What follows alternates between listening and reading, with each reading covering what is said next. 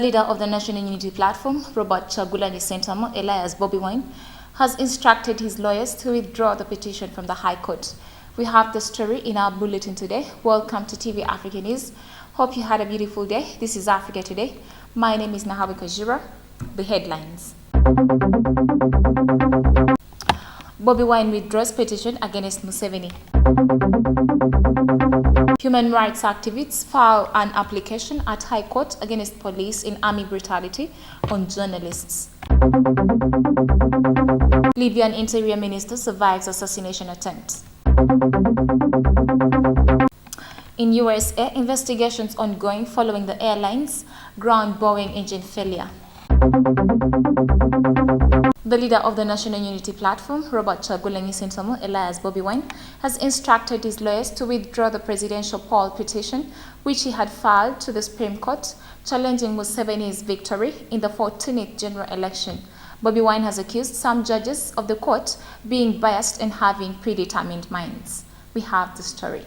Bobi Wine's petition withdrawal comes a day after President Museveni, Electoral Commission and Attorney General filed their 185 affidavits in response to the 53 grounds that no legal team had raised to prove that the election was rigged and wasn't free and fair. Bobi Wine says court's decision to reject an application he had made to file additional evidence showed pre-ticking of ballots, false tallies of ballots, and possibly high voter turnout and other irregularities was a sign of predetermined made by some of the judges on the panel. When we took our evidence to the Supreme Court, even before the hearing, the Supreme Court, in an unprecedented manner, rejected our evidence. We are convinced that the Supreme Court has a predetermined mind. They want to rule that we lost this petition because we did not adduce enough evidence. He also cites that some of the court's judges had met Museveni several times since he filed the petition, and some of the meetings had been secret. On Sunday, lawyers of the ruling National Resistance Movement said Bobi Wine faces heavy financial implications if he dares to withdraw the petition challenging Mr. Museveni's victory from the Supreme Court.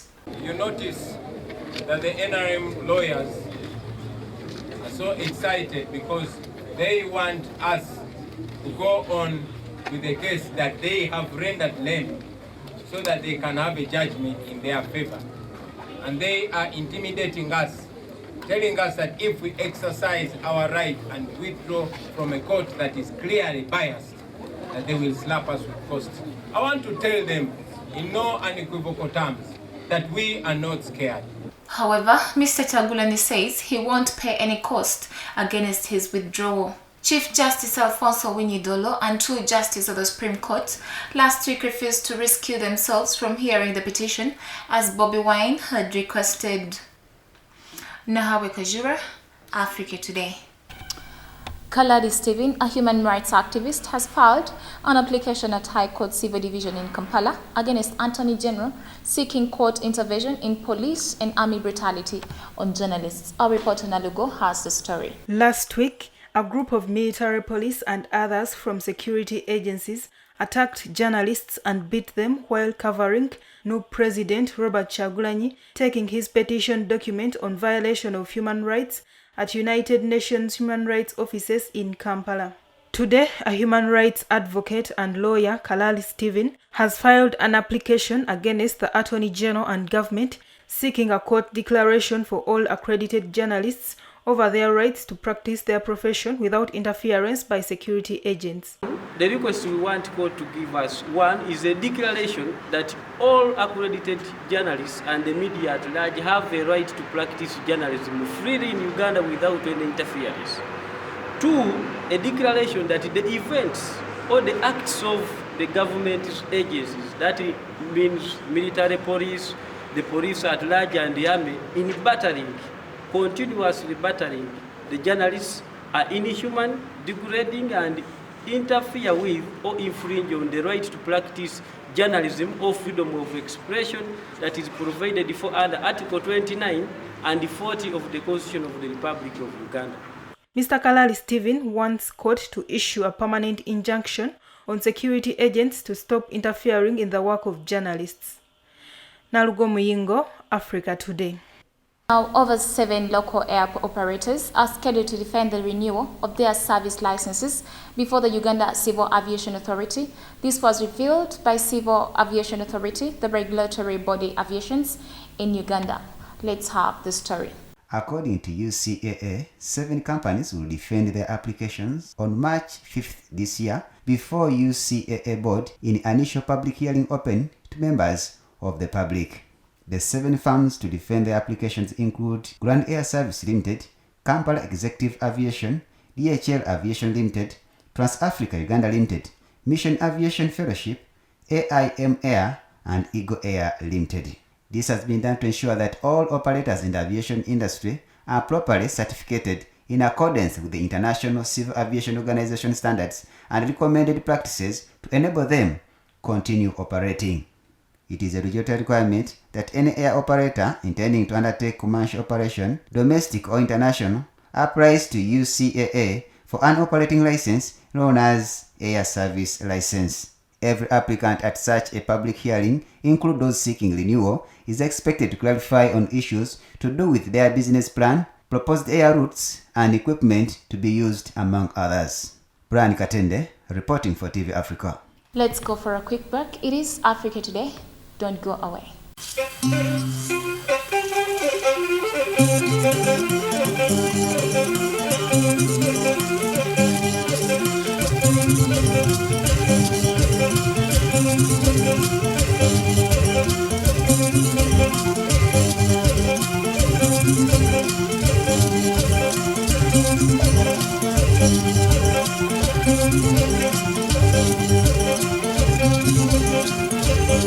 Welcome back from the break. It is still TV Africa, the right to know.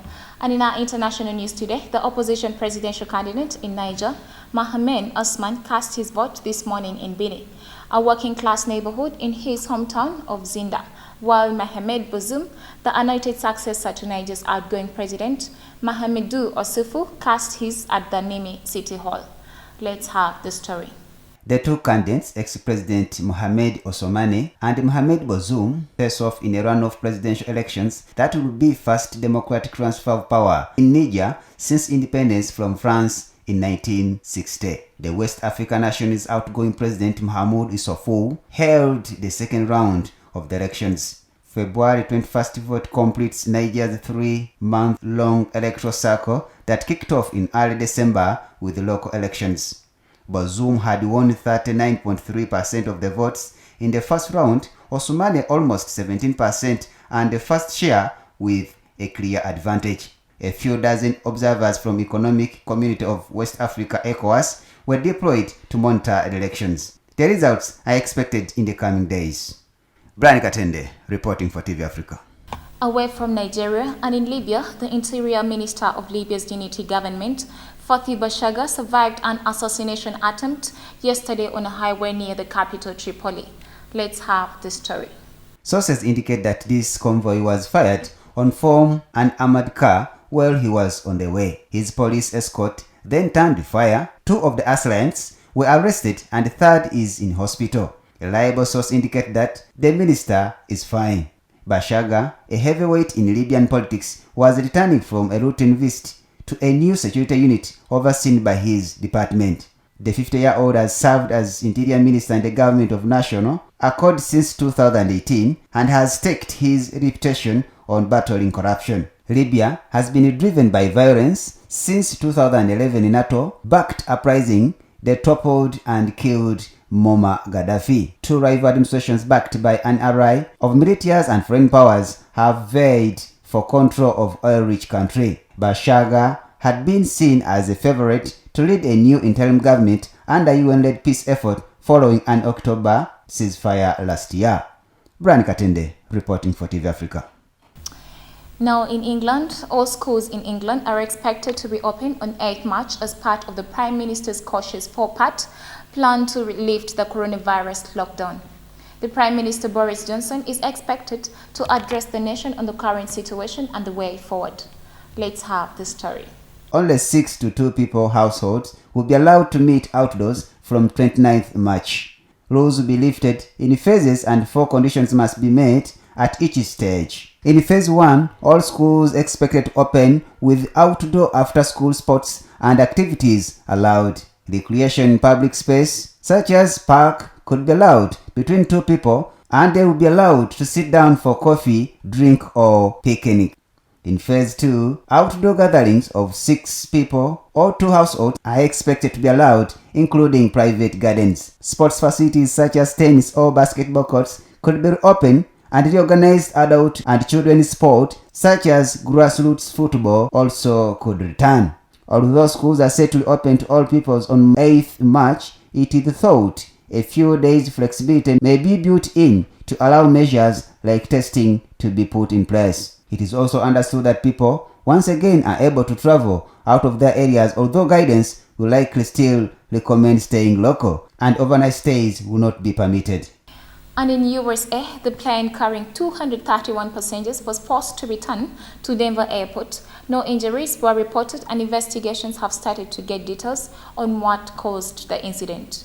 We have the story. United Airlines has grounded 24 of its 777s, while Japanese 2 main airlines have suspended 32 jets from their use. According to the Federal Aviation Administration, United is the only US airline flying this model of 777, with the others being Japan and South Korea. United Flight 328 bound for Honolulu suffered a failure in its right-hand engine. Debris from the jet was found scattered over a nearby residential area after it returned to Denver Airport.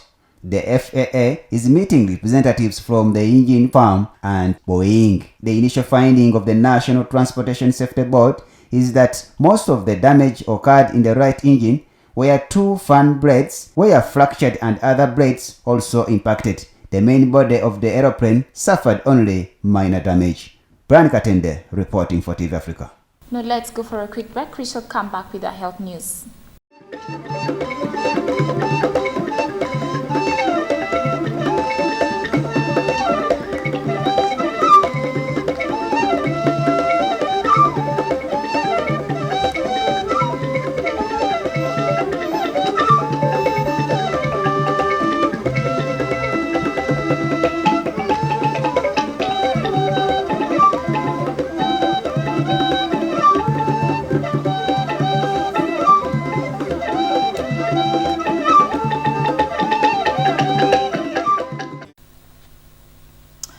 Welcome back from the break, and in our head news today, the World Health Organization has called on Tanzania to take robust action to combat COVID-19 in the country. Director General of the World Health Organization, Tedros Adhanom, has said that a number of Tanzanians traveling to the neighboring countries and beyond have tested positive for COVID-19. Let's have the story.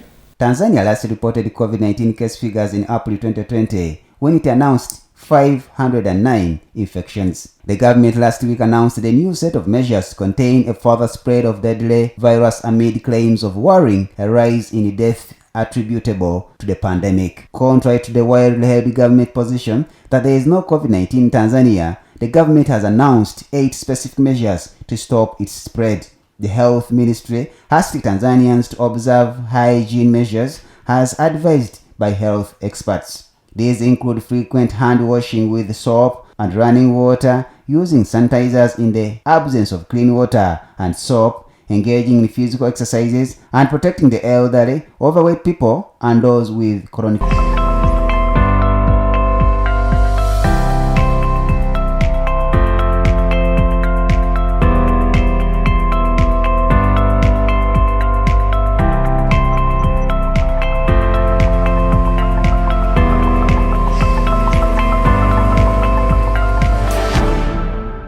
Now coming to our business news today, Uganda's tea continues to attract the lowest price compared to other East African member states that sell the commodity through the Mombasa auction.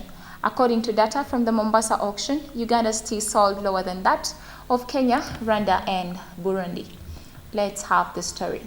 According to the January 2013 auctions, a kilogram of Uganda's tea was sold for $1.3, far below Kenya's $2.38. This was also lower than $3.23, which Rwanda earned per kilogram, and $2.47 for Burundi. Tea export receipts according to data from Bank of Uganda, have also slightly declined by 4%. According to Bank of Uganda annual performance for the period ended in November 2020, Uganda earned $84.2 million, which was lower than $87.6 million earned in the same period between 2018 and 2019. The drop, according to experts, resulted from the decline in auction prices at the Mombasa auction. According to Uganda Export Promotion Board, tea responds to season, and the drop in prices could have resulted from the auction at Mombasa during the period in review. Prices of tea have relatively been low since midday 2018. Tea is one of the Uganda's leading exports, exported through to global markets through the Mombasa auction. During the last auction period, the region sold more than 10.1 million kilograms, down from 10.2 million sold the previous year. Uganda contributed 1.5 million kilograms, up from 1.3 sold previous year.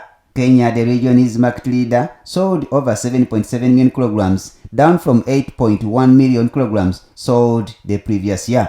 Kenya's good price saw the volume of tea withdrawn from the auction floor decline marginally from 14% in a previous sale to 13% during Tuesday trading. Brian Katende reporting for TV Africa.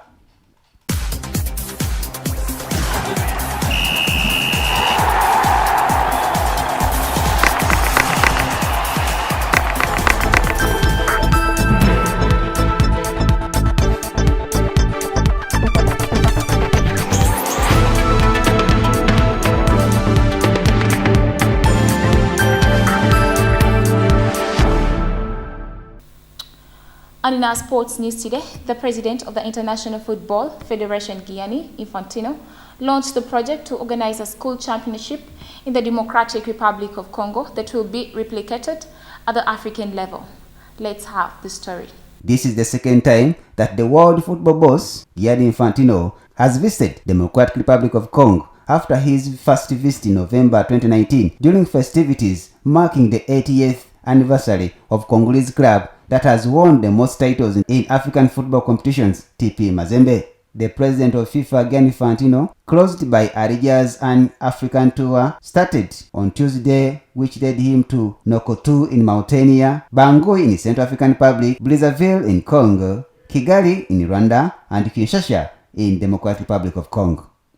Brian Katende reporting for TV Africa. Now, before we end our bulletin, let's have a recap of our top stories. Bobi Wine withdraws petition against Museveni.